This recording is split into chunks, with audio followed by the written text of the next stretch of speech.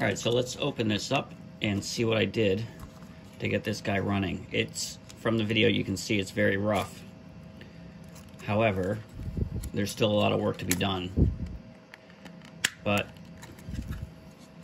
hopefully I don't undo things as I undo this.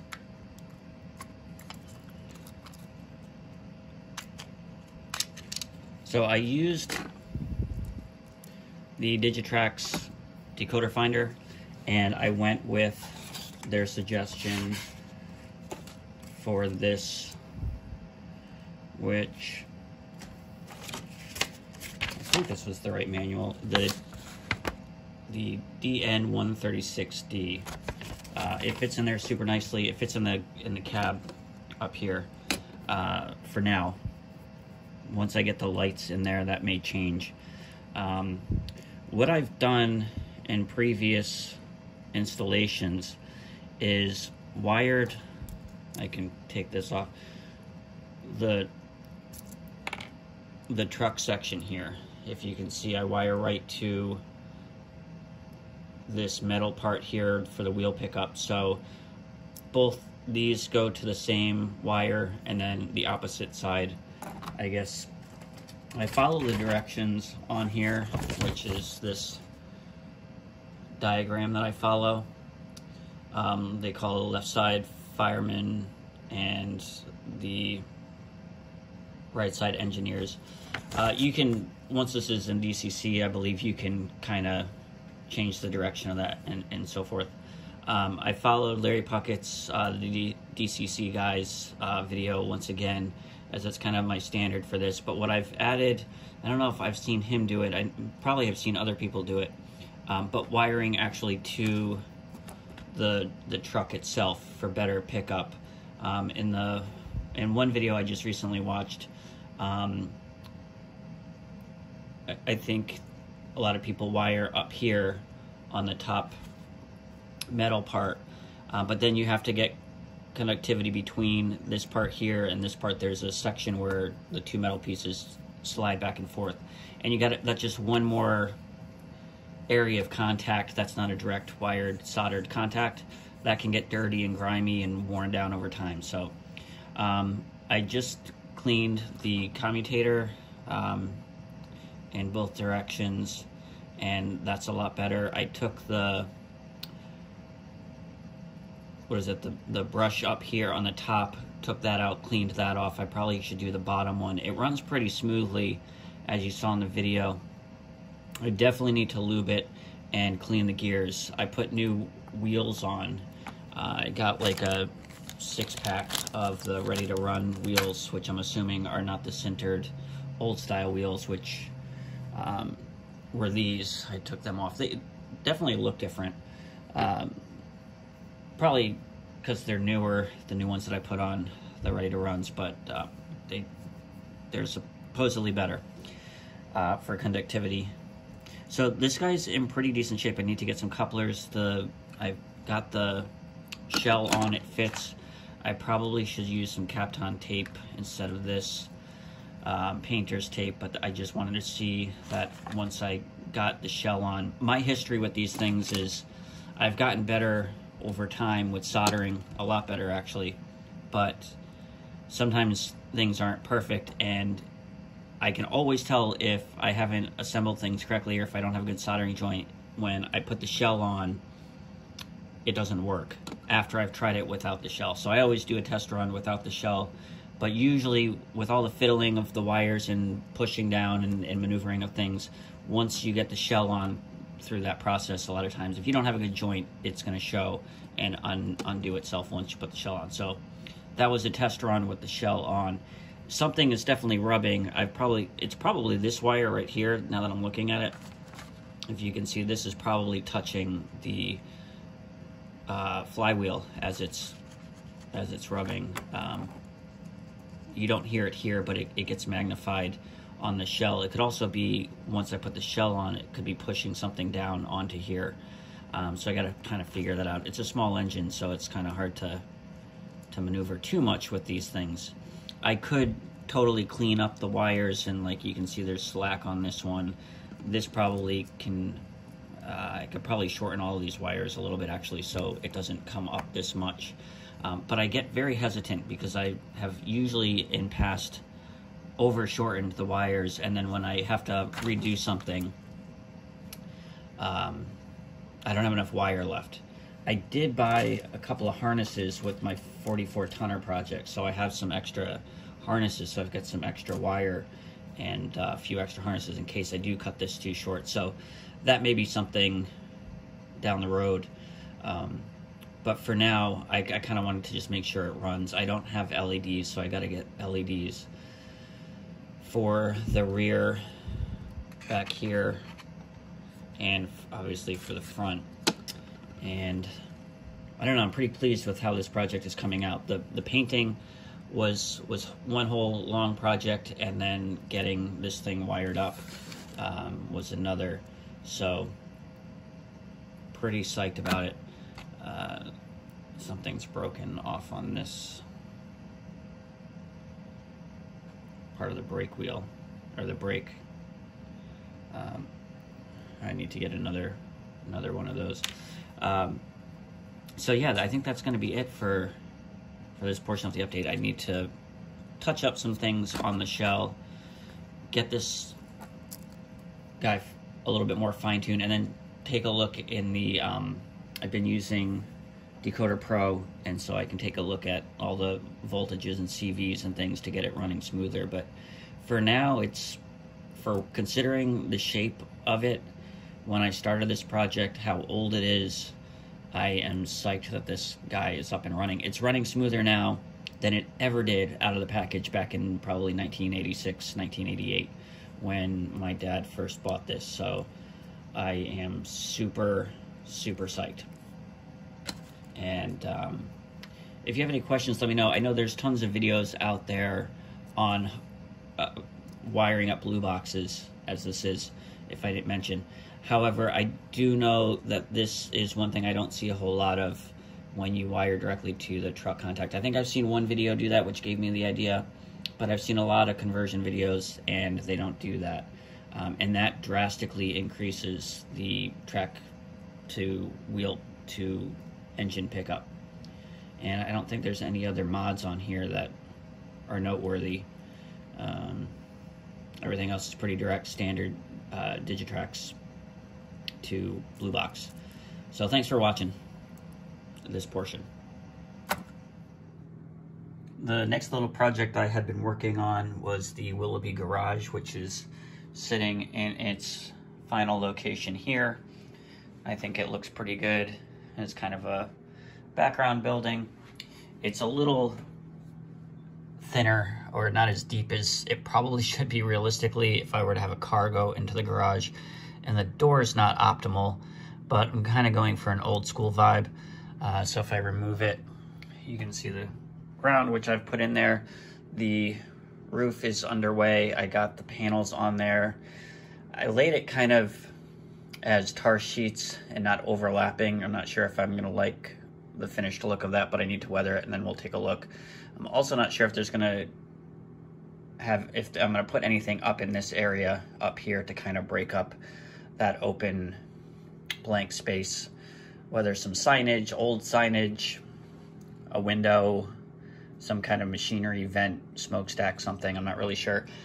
And I've started to put a few signs on the structure as well.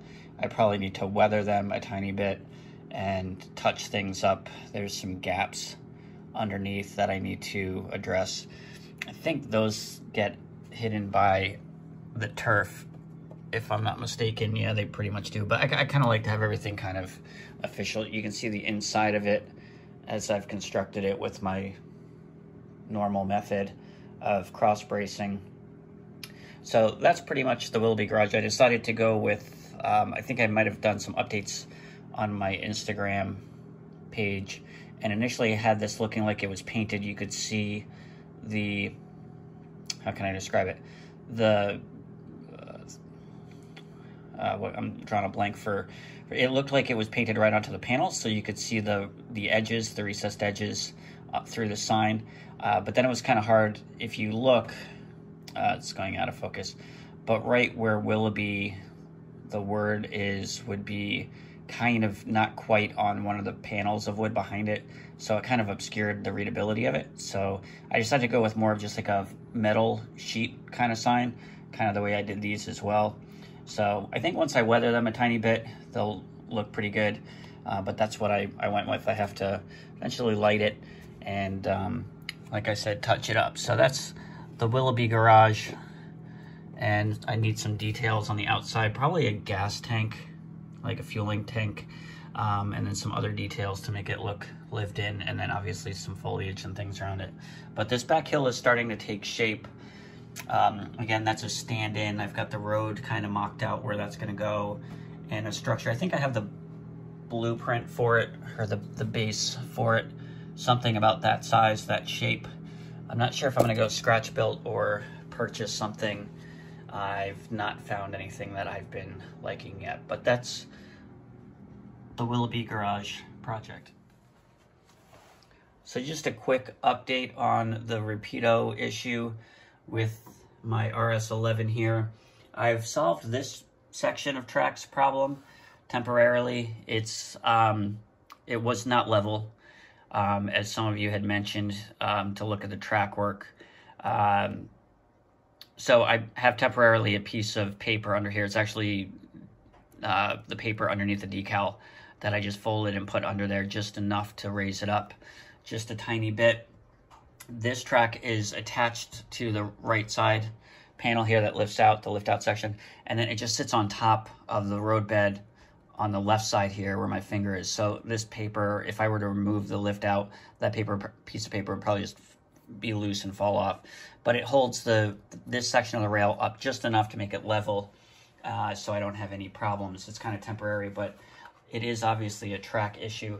Over on this section here, again, I think the track, I haven't looked at it recently, but it's kind of wonky in this section, which is no wonder that locomotive goes off the rails. I think somebody had mentioned either in the comments or something else that Rapido's wheels may have a lower flange or less of a flange for realism, and that could be why. I had done a little bit of research to see if there was any way to replace Rapido wheels, if they had different flange settings and or flanges, sizes, gauges, whatever. Couldn't find anything definitive. I have some ready to run wheel sets that I have left over from redoing my Athearn Blue Box here. So I could experiment with that as just as a project that I have not undertaken yet. But again, the solution is, as most cases, the track. And the track's not perfect, so that one engine, probably my guess is, without looking up specs, is the flanges on the Rapido to be more realistic are less than the Atlases that I have and the other locomotives that I have from Proto 2000, Athearn, and so forth. So that's probably why that's the only locomotive that derails. So once again, if the track's not perfect, things are not going to run well. Which brings me to just one quick little mention that I have been toying with the idea of getting rid of the incline that goes up, over, and around and back, and just making it parallel to the outside track here.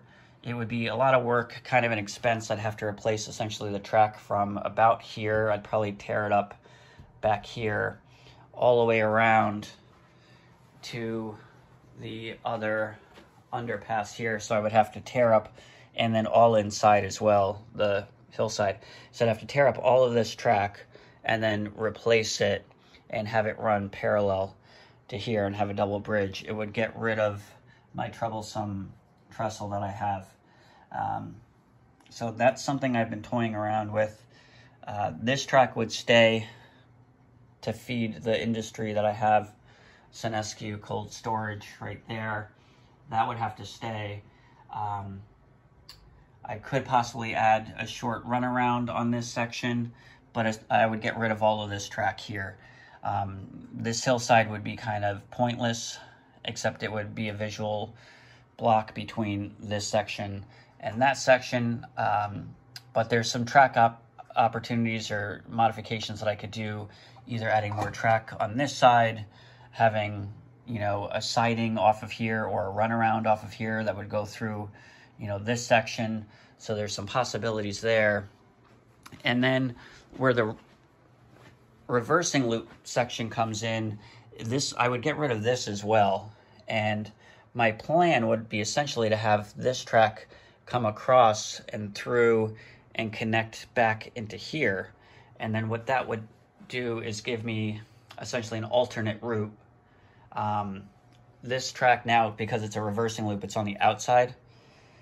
But if I did this, it would be on the inside. So it would essentially go from inside back to inside. So it wouldn't serve as a reversing loop. It would just be kind of like a shortcut or an alternative route to this section here. Still maintaining same direction on the inside track, so no reversing loops. So that would kind of give some options as well. All my track then would be flat. I would have no inclines. Things would probably run a heck of a lot smoother. I could finally replace this stupid switch here that's just manual and loose. There's no spring in it. It's an Atlas. So yeah, there's a lot of an undertaking to do that. Things would be simplified, smoother running, maybe less visually interesting. But yeah, so that's one project that's kind of down the road possibly, which is kind of a big undertaking, but we'll see. So that's the Rapido update.